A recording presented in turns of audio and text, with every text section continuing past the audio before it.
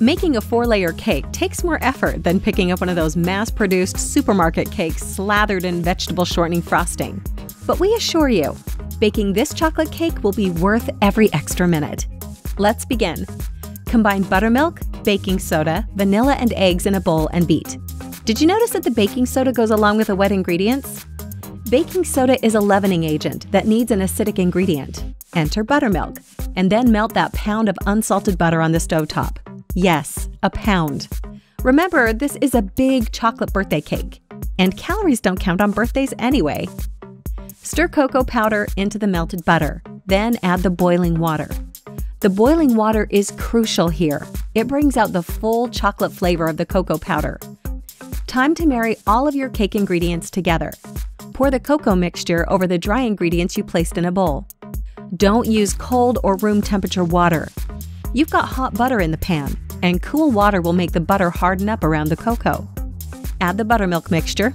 Presto, your batter's ready for baking. Buttermilk is the key to making a moist, tender cake. Generously butter 4 cake pans and then dust liberally with cocoa powder. Don't be tempted to forgo the dusting. It will help the cakes release from the pans and will add to the chocolate flavor. Once the cakes are baked, let them cool completely before frosting them. For even better results, refrigerate them for easier frosting. To make the heavenly chocolate frosting, start with a ganache.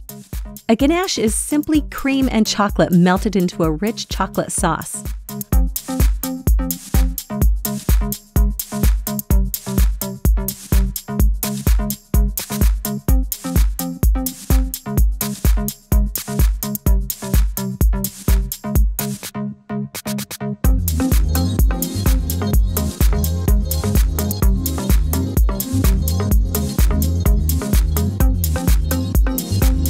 Once this ganache mixture is cooled, stir in vanilla. If you stir in the vanilla when the ganache is piping hot, you'll dissipate the vanilla flavor. When you're ready to assemble your massive chocolate cake, whip the cooled chocolate ganache into a light and fluffy chocolate buttercream frosting. Pull out your favorite cake stand and layer the chocolate cakes and frosting, generously filling in between the layers. Frost the top and sides.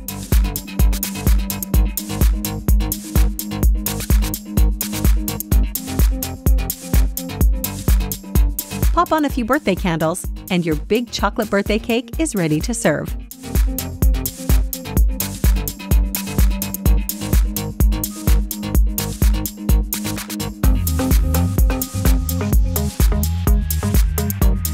Texas sheet cake is notoriously southern. Lusciously moist chocolate cake made with buttermilk, cocoa, and topped with pecans. Baked and frosted in one long sheet pan, this rich cake is no muss, no fuss. Forget cake layering or multiple steps of precise frosting. This is a cake for the non-baker. No fine pastry skills required.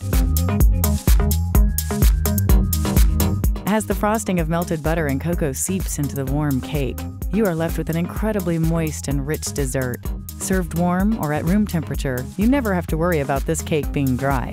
Perfect for serving large crowds, this is a recipe that can be easily doubled or tripled for big parties and family gatherings. Just make sure you have enough sheet pans. The fact that you can cut and serve it right from the pan is a huge bonus, allowing you to skip the cake stand or serving platter. After the cake is baked into the sheet pan, you literally pour the liquid frosting over the warm cake, and you are done. Whether it is for a large family birthday party, a weekend barbecue, or just dinner at home, go big with a Texas sheet cake. Your guests will thank you and probably ask you for the recipe.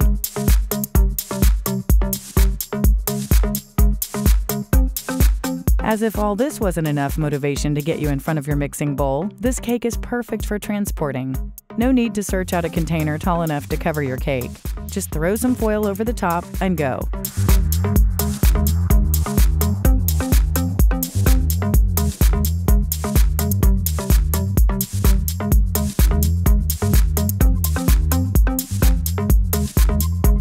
In a large bowl, whisk the flour, baking powder, baking soda, and salt together. Set aside. Using a handheld mixer or a stand mixer fitted with a paddle attachment, beat the butter and sugar together on high speed until smooth and creamy, about 3 minutes.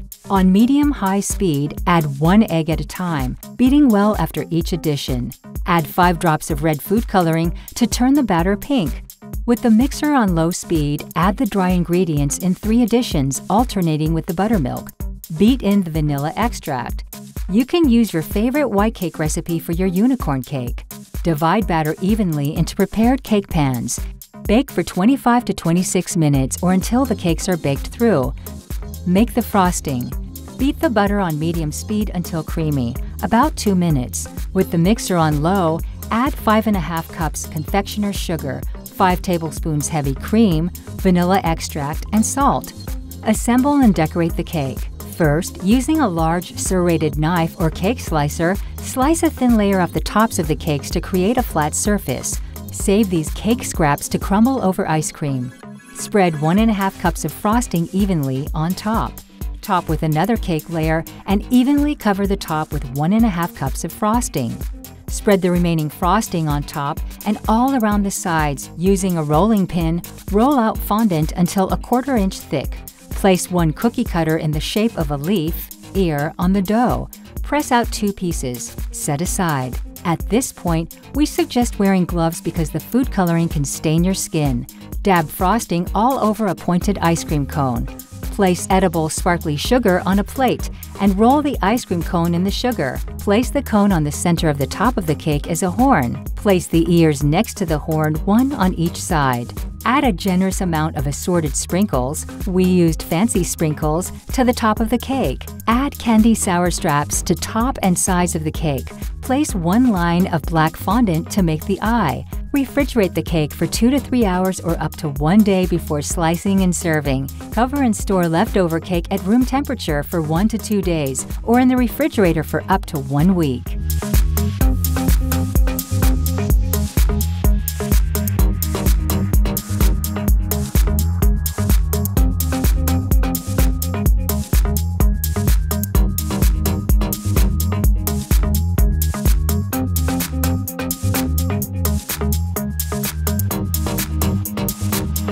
Donuts are fantastic, but just not big enough.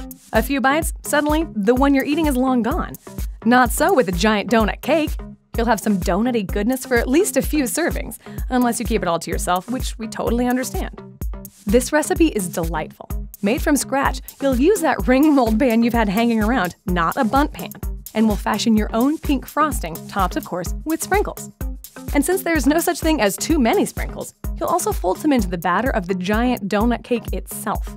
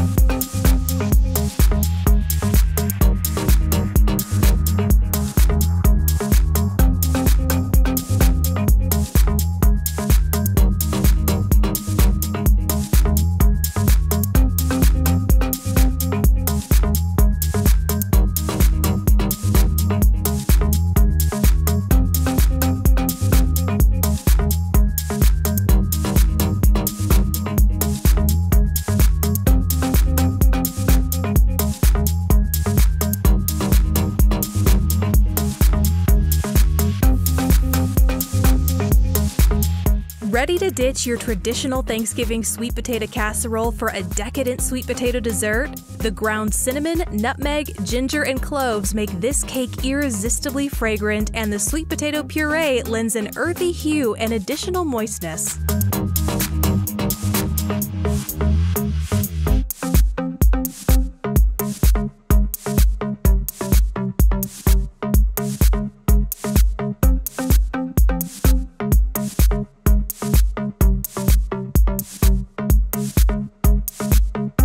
The sweet potato cake is a basic butter cake kicked up with warm spices and a luscious fresh sweet potato puree.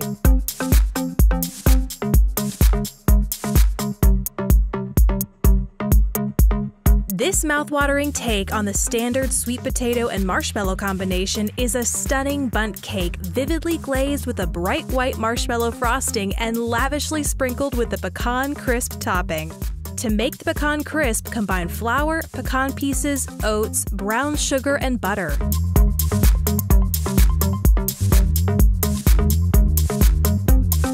Bake in the oven until golden, then set aside to cool and crisp up.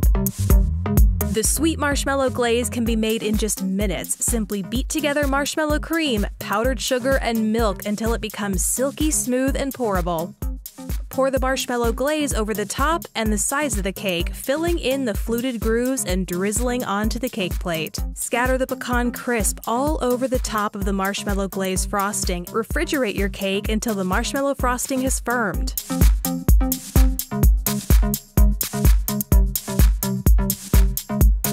Let's talk dessert. Mouth-wateringly moist, seductively delicious, and wonderfully fragrant, our lemon plum skillet cake comes out of the oven looking like an edible work of art. Start by whisking your basic dry ingredients together and set aside. Nothing to it, right?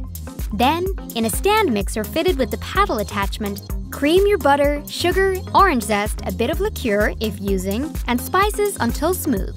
You can find lemon plums in the specialty produce section at the supermarket. Be sure to ask your grocer about them if you don't see them right away. Though impressive in presentation and arousing in taste, making a plum skillet cake is easy. Now, add the dry ingredients and sour cream, alternating between the two, lightly blending after each addition. Did you note the part about alternating? Resist the temptation to just dump all of the dry ingredients and sour cream into the mixing bowl. Why, you ask? Alternating these ingredients is key to a perfectly moist and tender cake. If you add all of the dry ingredients into the creamed butter mixture, the batter will be too thick and you risk overmixing. Overmixed batter means tough, dense cake. If you add all of the sour cream, it can saturate the creamed butter mixture, which can't absorb all of the liquid at once and cause the mixture to separate. Bottom line, alternate the dry ingredients and sour cream, briefly blending after each addition. Pour your luscious cake batter into a well-buttered cast iron skillet. Now, about the lemon plum. Never heard of it? It's a yummy, lemon-shaped plum imported from Chile that is available for a short few weeks in spring. Fan the thin lemon plum slices in a circular pattern on top of the batter and sprinkle with brown sugar. Slide the skillet in the oven and, within the hour, you'll be swooning over the lovely fragrance wafting through your house and drooling over the beauty of a cake you just baked.